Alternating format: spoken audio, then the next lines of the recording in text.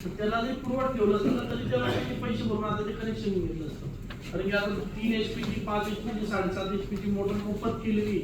तर त्यांना ती जुनं कनेक्शन चालू करायचं रिन्यू करायचं बाकी पैसे भरून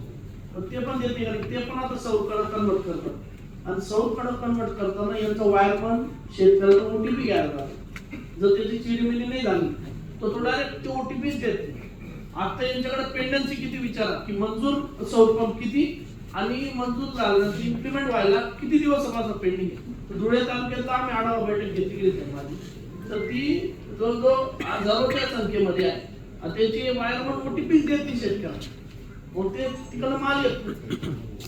आता जिल्ह्यामध्ये 3000 ग्राहकांनी पैसे भरलेले आहेत आणि त्यामध्ये कसं आहे की वेंडर सिलेक्शनचा जो क्रायटेरिया असतो